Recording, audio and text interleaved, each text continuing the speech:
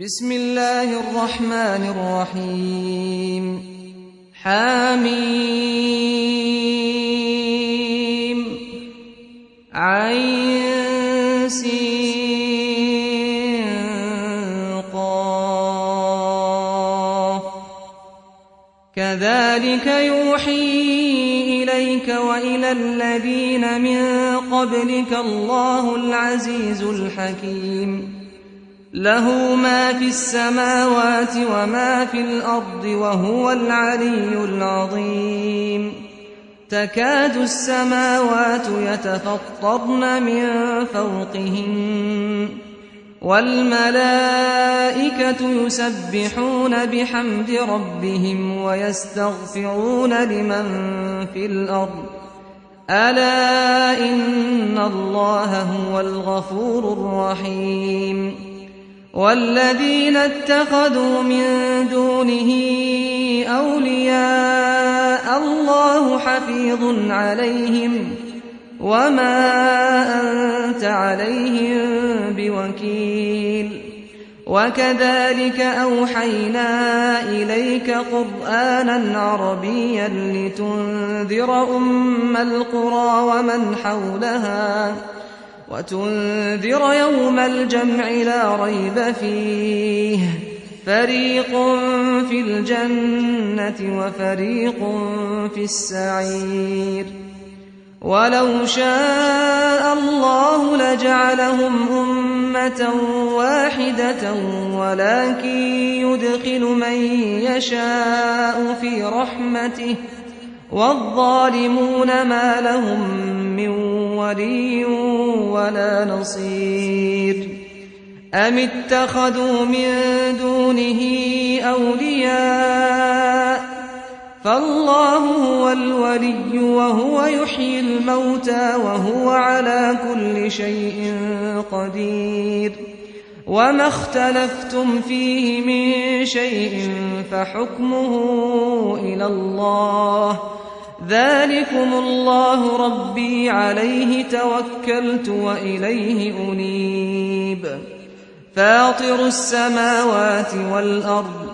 جعل لكم من أنفسكم أزواجا ومن الأنعام أزواجا يذرأكم فيه ليس كمثله شيء وهو السميع البصير له مقاليد السماوات والأرض يبسط الرزق لمن يشاء ويقدر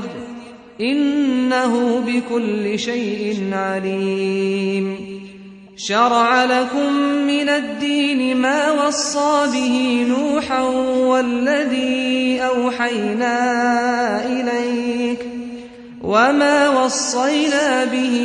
إبراهيم وموسى وعيسى أن أقيموا الدين ولا تتفرقوا فيه كبر على المشركين ما تدعوهم إليه الله يجتبي إليه من يشاء ويهدي إليه من ينيب وما تفرقوا إلا من بعد ما جاءهم العلم بغيا بينهم ولولا كلمة سبقت من ربك إلى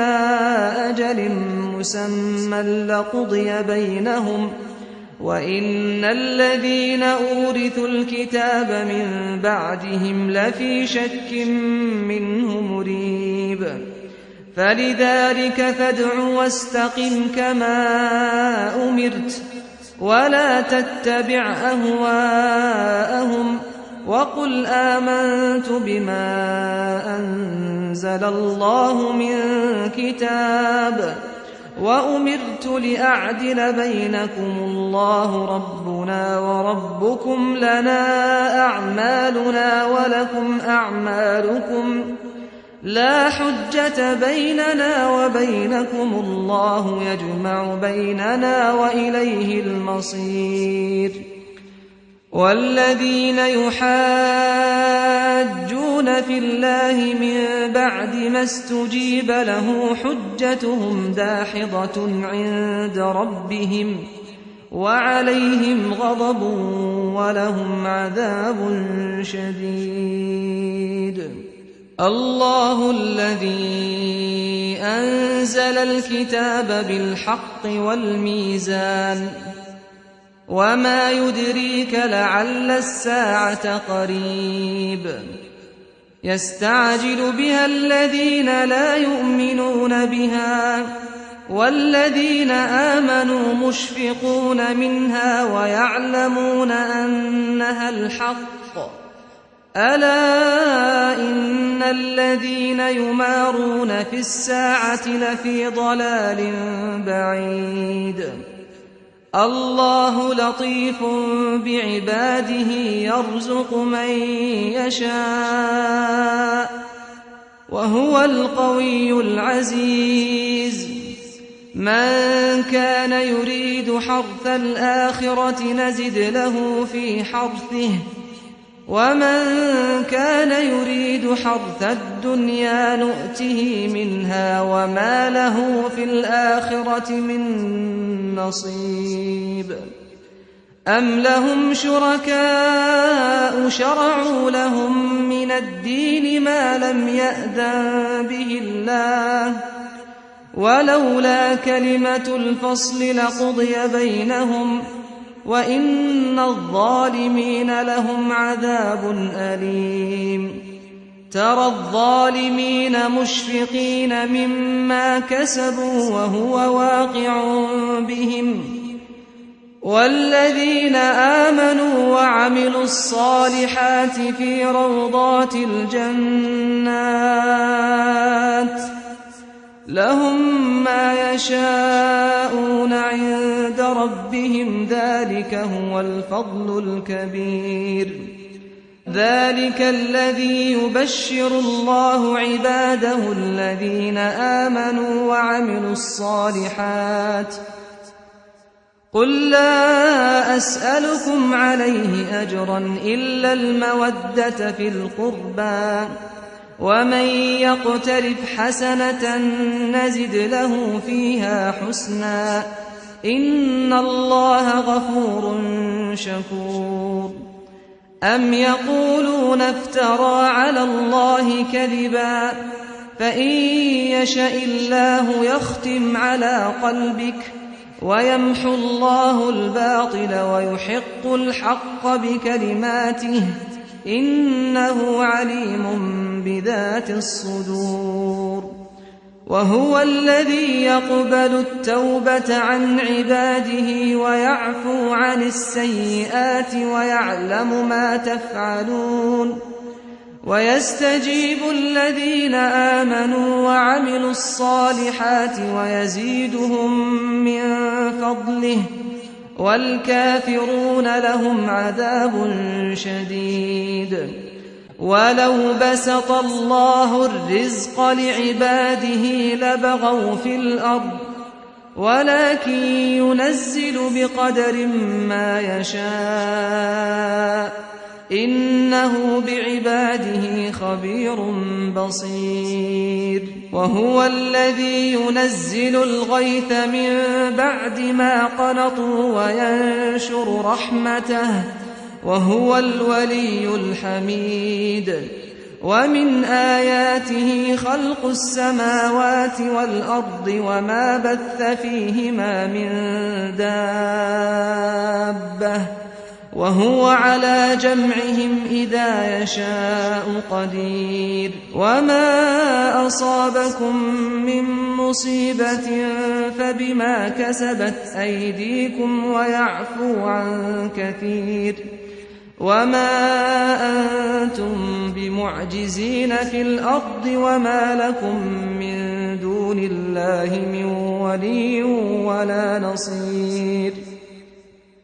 ومن آياته الجوار في البحر كالأعلام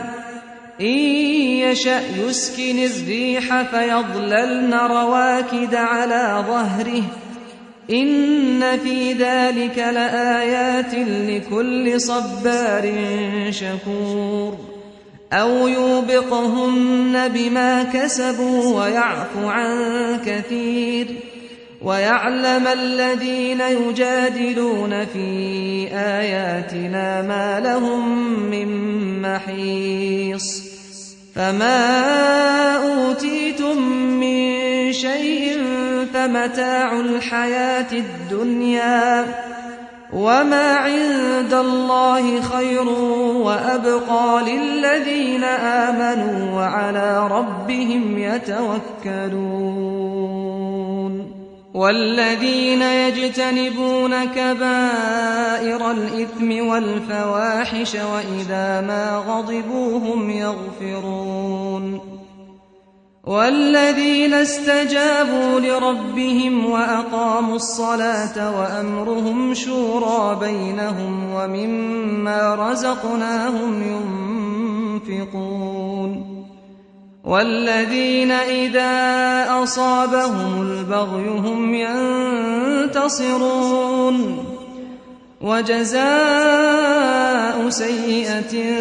سيئة مثلها فمن عفا وأصلح فأجره على الله إنه لا يحب الظالمين ولمن انتصر بعد ظلمه فأولئك ما عليهم من سبيل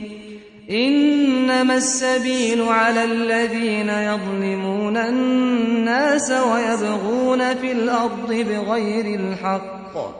أولئك لهم عذاب أليم ولمن صبر وغفر إن ذلك لمن عزم الأمور ومن يضلل الله فما له من ولي من بعده وترى الظالمين لما رأوا العذاب يقولون هل إلى مرد من سبيل وتراهم يعرضون عليها خاشعين من الذل ينظرون من طرف خفي وقال الذين آمنوا إن الخاسرين الذين خسروا أنفسهم وأهليهم يوم القيامة ألا إن الظالمين في عذاب مقيم وما كان لهم من أولياء ينصرونهم من دون الله ومن يضلل الله فما له من سبيل استجيبوا لربكم من قبل أن يأتي يوم لا مرد له من الله ما لكم من ملجأ يومئذ وما لكم من نكير فإن أعرضوا فما أرسلناك عليهم حفيظا إن عليك إلا البلاغ وإنا إذا أذقنا الإنسان منا رحمة فرح بها وإن تصبهم سيئة بما قدمت أيديهم فإن الإنسان كفور لله ملك السماوات والأرض